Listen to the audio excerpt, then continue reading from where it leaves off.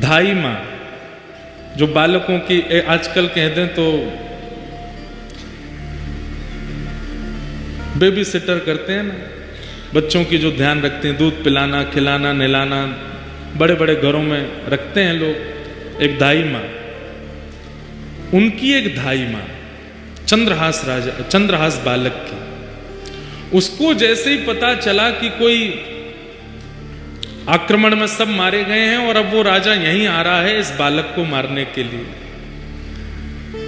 तुरंत बालक को उठा करके उसके जितने राजकीय वस्त्र थे सब उतार दिए, सोने चांदी आदि जो भी उसने पहन रखा था सब उतार करके फेंक दिए। मैले कुचैले वस्त्र जो सामान्य लोगों के होते हैं वो बालक को पहना दिए, कालीत उसके मुख पर पोत दी, अजीब सा उसका रूप कर दिया, केश बिखेर दिए, कड़ूले आदि सब उतार करके फेंक दिए और अपने सौल में लपेट करके बालक को लेकर के जा रही हैं। बालक से कह रही हैं, 3 वर्ष के हैं अभी चंद्रहास, कह रही हैं कोई अगर पूछे कि ये कौन है तो तुम धाई माँ मत बोलना है, बोलना ही मेरी माँ है। बेटा आज से मैं ही तेरी माँ हूं। माता पिता दोनों चले गए, पूरा राज्य नष्ट हो गया। धाई माँ ने बालक को अपनी सौल में लपेटा, गोद में लेकर के पीछे के रास्ते से सामान्य लोग जहां से भाग रहे थे वहीं से निकल के जाने लगे। जगह जगह नाकाबंदी पर सबको देखा जा रहा था। अंदर से राजा ने घोषणा कर दी कि राजकुमार को लेकर कोई भाग गया है, ढूंढो उसको, कहां है। बहुत सुंदर चरित्र बंधुओं, सावधानी से सुनना। बालक को लेकर के धाई माँ जैसे ही बाहर आने लगी तो एक सैनिक ने रोका। कौन हो? महाराज मैं तो सामान्य स्त्री हूं, मेरा घर जल गया, पति मर गए, जा रही हूं कहीं, भाग जाऊंगी, मुझे भी मार देंगे नहीं तो। कौन है ये बालक, इसका मुख दिखाओ। बालक का जब रूप दिखाया तो फटे कुचैले वस्त्र पहने, मुख पर गंदगी लपेटी हुई, लग ही रहा था कि धाई माँ का ही बालक है। ए बालक ये कौन है?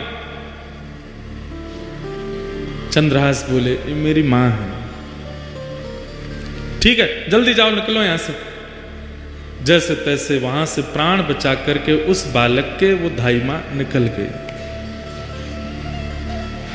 बहुत व्याकुल है चित्त से, इतनी दूर जाना है कि कहीं से भी उस राजा को ये राजकुमार मिल ना जाए।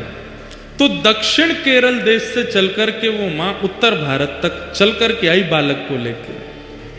महीनों लगे, साल लगे, कितना समय लगा पता नहीं। और ग्वालियर के पास में जो कुंतलपुर गांव जिसके बारे में हम लोग सुनेंगे, जहां के ये राजा बने कालांतर में, वहां पहुंच गए।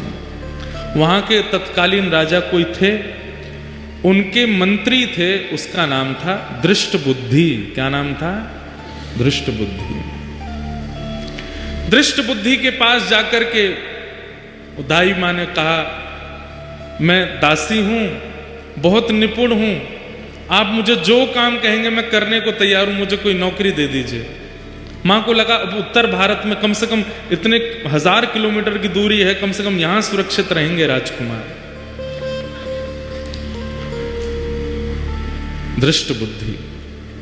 दृष्टबुद्धि कुंतलपुर के राजा के मंत्री हैं।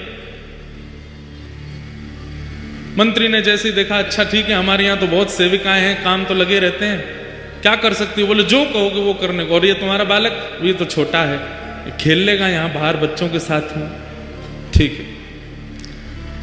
और वहां उस धाई माँ को एक नौकरी मिल गई, राजा के दरबार में कुछ काम आदि करती।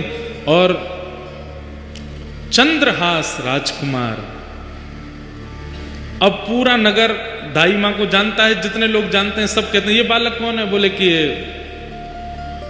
दासी पुत्र है। कहां एक राजमाता का पुत्र, कहां एक राजा का राजकुमार, और अब क्या बन गए हैं? दासी पुत्र।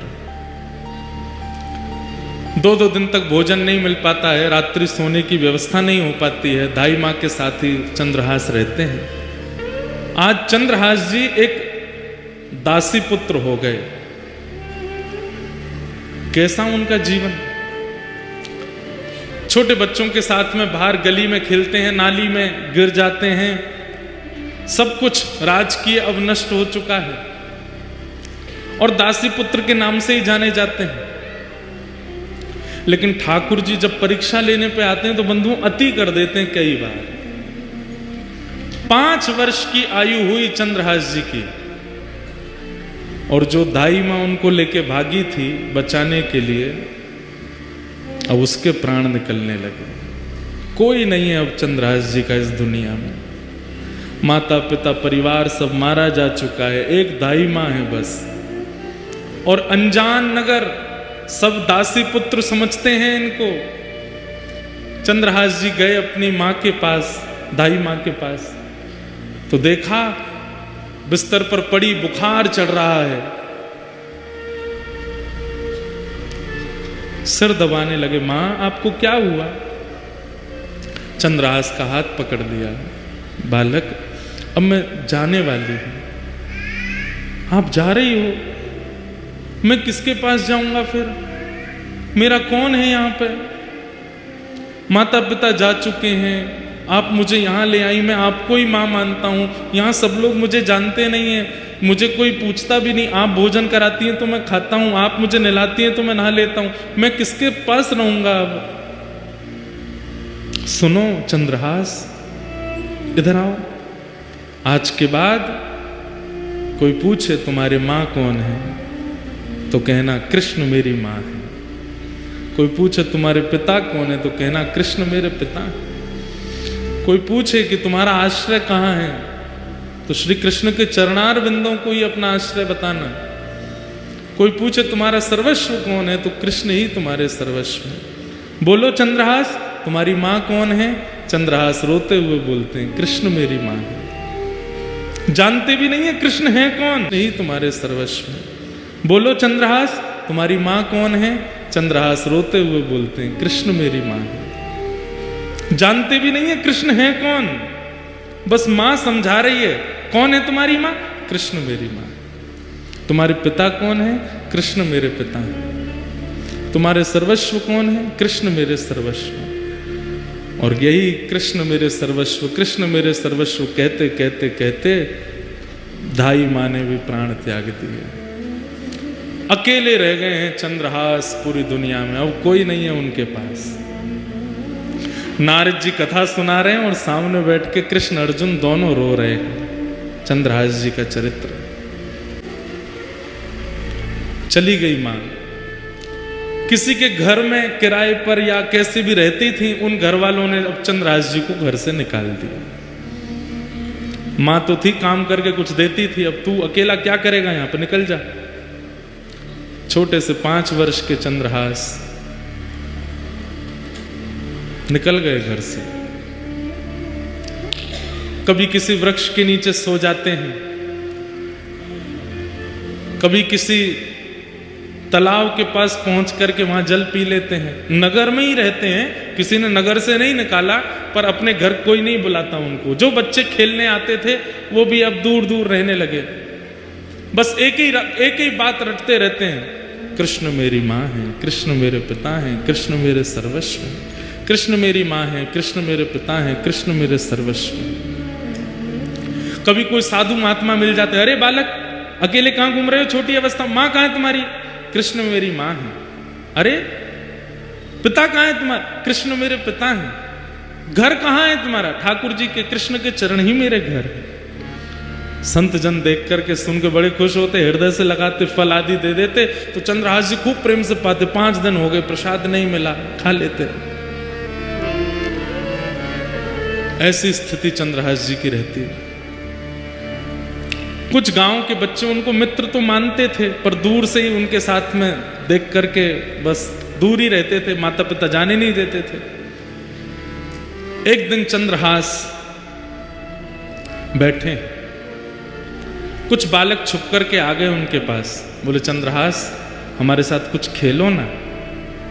बोले कौन सा खेल खेलोगे? बोले तुम बताओ, वही खेलेंगे। बोले बाकी खेल तो मुझे नहीं आते, कीर्तन रूपी खेल आता है। बोले कीर्तन रूपी खेल ही खेलो। बोले इसमें क्या करना पड़ता? बोले एक गाएगा, बाकी सब उसके पीछे गाएंगे। जीतेगा हारेगा कौन? बोले सब जीतेंगे, हारेगा कोई भी नहीं। कीर्तन रूपी खेल में कोई नहीं हारता। सब जीतते हैं। चंद्रहास जी अपने भुजा उठा करके चारों तरफ बालकों को बैठा करके कीर्तन करते हैं। सारे बालक चंद्रहास जी के पीछे पीछे गाते हैं। ऐसा मधुर संकीर्तन हुआ, गांव के लोग देखने लगे, अपने अपने बच्चों को भगा करके ले गए वहां से। मना किया था ना इसके पास मत आना, अभागा है, पता नहीं कहां से आया, इसकी माँ का भी कोई परिचय नहीं, 2-3 वर्ष यहाँ रही, दासी बन करके मर गई वो भी, अब इसके पास कोई नहीं आएगा। दूर रहते थे सब।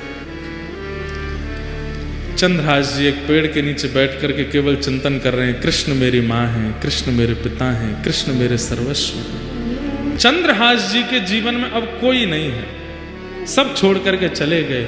माँ चली गई, पिताजी चले गए, राज्य छूट गया, और अब धाई माँ जिसने पाल पोस के बड़ा किया, 5 वर्ष के चंद्रहास जी को वो भी छोड़ के चली गई। सब दूर रहने लगे। चंद्रहास जी अब अपना मन कैसे लगावे? 5 वर्ष का बालक वृक्ष के नीचे बैठते हैं और वहीं बैठ कर के केवल ठाकुर जी का कीर्तन करते हैं, ठाकुर जी को याद करते हैं। कृष्ण माँ हैं, कृष्ण पिता हैं, कृष्ण ही मेरे सर्वस्व हैं।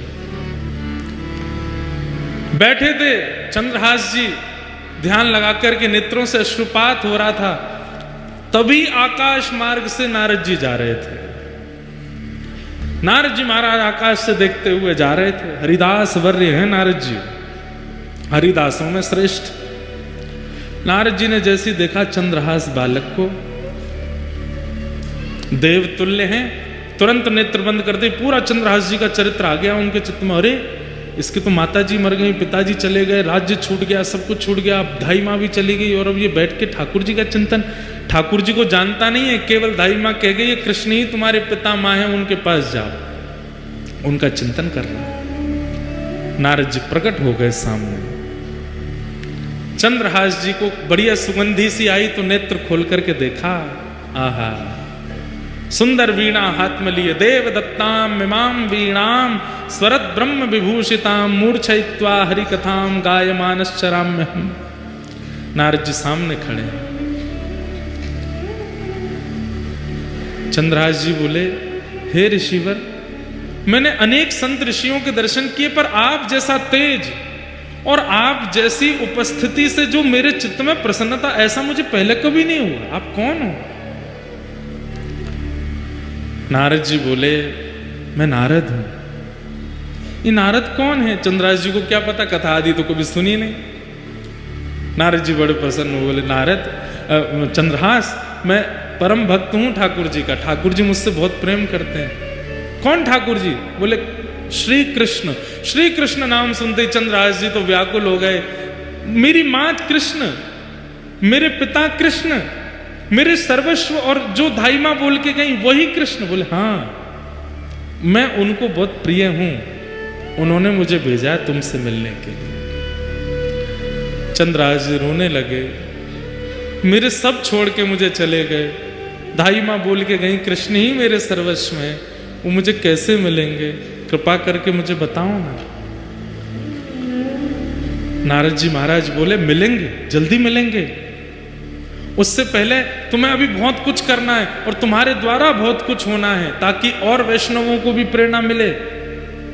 इसलिए चंद्रहास, सबसे पहले तुम दीक्षा ग्रहण करो, आओ मेरे पास। और श्री चंद्रहास जी को सामने बैठा करके श्री नारद जी महाराज ने दीक्षा प्रदान की। गले में कंठी माला पहनाई, सिर पर तिलक लगा दिया और कान में मंत्र कह करके कहा कि अब नित्य इस मंत्र का जाप करना है। चंद्रहास, ठाकुर जी तुमको मिलेंगे। और अब एक चीज और करनी है, क्या? ठाकुर सेवा। सेवा से मन की मनीलता जाती है। मैं कैसे सेवा करूंगा? मेरे पास तो ना घर है, ना मकान है, ना आसन है, ना सिंहासन है, कुछ भी नहीं है। मैं तो खुद पेड़ के नीचे रहता हूं, कोई आश्रय मुझे मिलता नहीं। कीर्तन गाता हूं तो कई बार लोग कीर्तन करने के लिए घर पर बुला लेते हैं, तो भोजन प्रसाद पवा देते हैं। मैं ठाकुर जी की सेवा कैसे करूंगा? बोले तुम चिंता मत करो, तुम्हारे पास ठाकुर जी हैं। बोले मेरे पास? बोला हाँ। कहाँ है? वो तुम जो गोटियों से खेलते हो कंचा, उनको लेके आओ। तो खूब सारे कंचे इकट्ठे किए थे चंद्रहास जी, पूरे दिन अकेले क्या करें, उनसे खेलते रहते थे। उन्हीं कंचों में एक बहुत सुंदर श्याम वर्ण के वो शालिग्राम जी थे और उनको भी रखा था। नारद जी ने ढूंढ करके कंचों के बीच में शालिग्राम जी निकाले, बोले ये हैं, ये ठाकुर जी हैं चंद्रहास, अब इन्हीं की सेवा तुमको करनी। ये ठाकुर जी हैं, मैं तो इनसे खेलता था। तो बोले तो क्या हो गया, पता नहीं था ना तुमको, अब हम बता रहे हैं ये ठाकुर जी हैं, शालिग्राम भगवान है। फिर शालिग्राम भगवान कौन होते हैं, कैसे होते हैं, पूरी कथा सुनाई नारद जी ने चंद्रहास जी को। ये कौन है, कैसे हैं, कहां से आए हैं, कैसे इनका प्रादुर्भाव हुआ। अभी देवोत्थान एकादशी, तुलसी शालिग्राम विवाह, वो उस दिन शालिग्राम जी का जन्मोत्सव भी है, उसी दिन शालिग्राम जी प्रकट हुए। पूरी कथा सुनाई। बोले गंडकी नाम की परम भक्ता ने भगवान की स्तुति गाई कि मैं यशोदा जी की तरह गोद में खिलाना चाहती हूं। तो ठाकुर जी ने सतयुग त्रेता द्वापर में तो उनकी गोद में वास्तविक में खेले, पर कलयुग आते ही भगवान ने आज्ञा की कि अब देवी ये कार्य नहीं हो पाएगा। गंडकी रोने लगी तो आपकी वाणी सफल कैसे होगी नाथ। तब ठाकुर जी बोले तो एक काम करो, क्या तुम नदी बन जाओ और हम शालिग्राम बन करके तुम्हारे भीतर विराजेंगे, तुम्हारी गोद में खेलते रहेंगे। और वही गंडकी नदी बन गई, शालिग्राम जी उसमें विराजते हैं। ये पूरी कथा नारद जी ने चंद्रहास जी को सुनाई। चंद्रहास जी ने शालिग्राम जी की महिमा जान करके बड़े प्रसन्न हो गए और कहा, पर गुरुदेव मैं सेवा करूं कैसे, ना मुझ पर चंदन है, ना रोली है, कुछ भी तो नहीं है, ना इत्र है, ना कोई माला है, क्या कैसे करूंगा। तब नारद जी ने कहा, बोले सबसे सरल सेवा है इनकी। बोले क्या, दिखा के खाओ, धो के पी लो।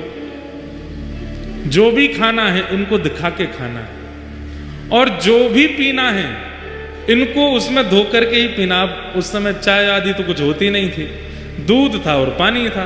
बोले जब दूध पियो तो इनको धो दो, जो बचे उसको पी लो, जब जल पियो तब भी इनको धो दो, पी लो, और जो भी पाओ इनको दिखा के खाओ।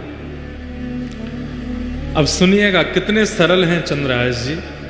चंद्रहास जी बोले मुझ पर तो जेब भी नहीं है, मैं इनको कहां लिए घूमूं। नारद जी बोले अब तुम देख लो, अब हमने तुमको सेवा बता दी है, तुमको जैसे रुचि लगे। तुम्हारे पास जब भी गोटी बन के खिल सकते हैं तो जैसे तुम रखोगे वैसे रह भी लेंगे। सोई चंद्रहास जी ने शालिग्राम जी मुंह में धर लिए।